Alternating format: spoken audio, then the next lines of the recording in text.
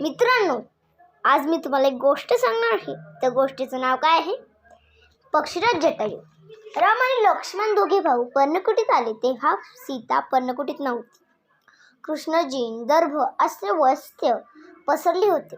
लक्ष्मण म्हणाला, मी लक्ष्मण रेषा आखली होती, या रेषेबाहेर जाऊ नका असेही सांगून सीता मी कुठे गेली असती. राम सीतेच्या विरहाने दुःखी झाला. राम आणि लक्ष्मण दोघेही वेली, झाडे, नद्या, वनातील हरिणे या सगळ्यांना सीतेला पाहिले का सांगून आले असे विचारत होते. एक हरिणे सारखे दक्षिण दिशेला तोंड करत होते. श्रीरामांना दक्षिण दिशेला जायचं ठरवलं.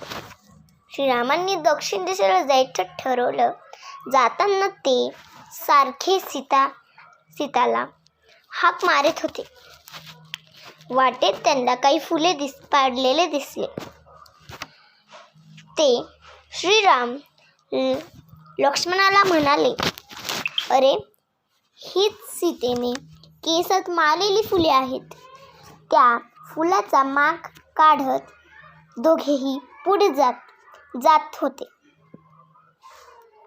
तेव्हा वाटेत त्यांना एक रक्तबंबाळ झालेला जटायू दिसला. पक्षी दिसला. श्रीरामांना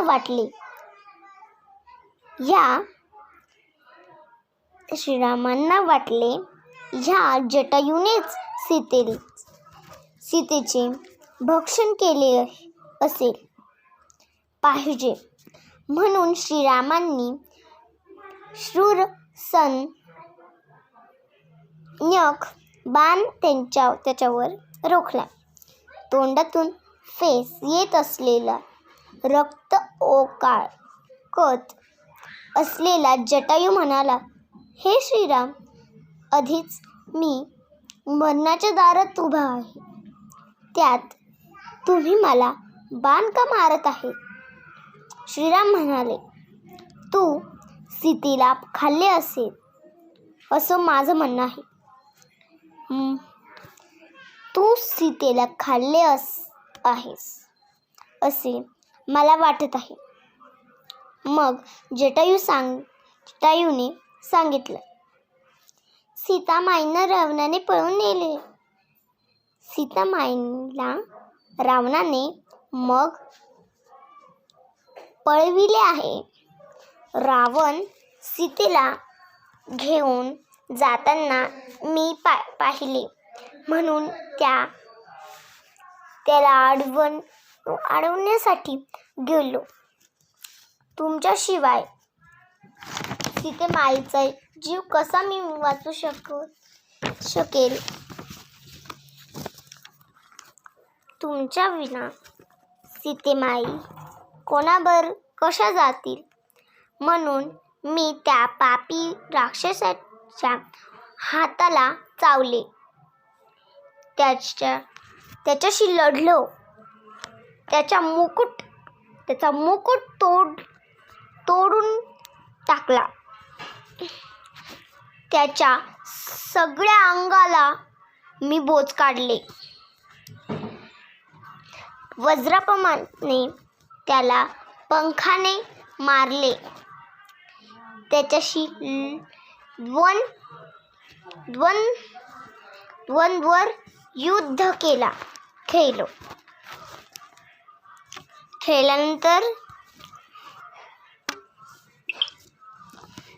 खेळलो.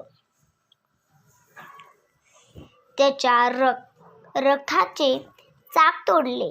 माझे प्राण पणाला लावून त्यांच्याशी लढलो. सीतामाईंना वाचविण्याचा खूप प्रयत्न केला, पण त्या दुष्टान माझे पंख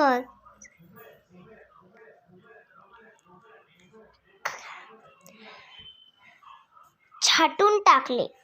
मग मी जमिनीवर कोसळलो. तो आकाश मार्गाने निघून गेला. सीतामाई रडत होत्या. मोठ्याने आक्रोश करीत होत्या. हे आपल्याला सांगण्यासाठी मी डोळ्यात प्राण आणून आपली वाट पाहत होतो.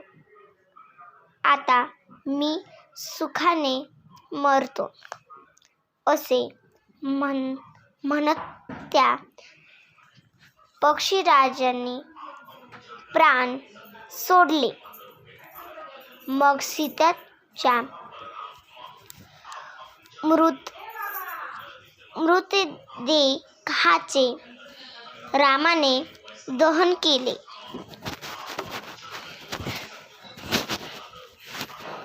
आणि सीतेच्या शोधासाठी पुढे निघून गेला. तर मित्रांनो, तुम्हाला याच्यामधून काय शिकायला मिळालं सांगा बरं मला.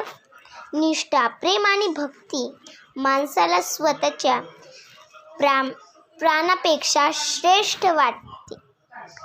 आता धन्यवाद.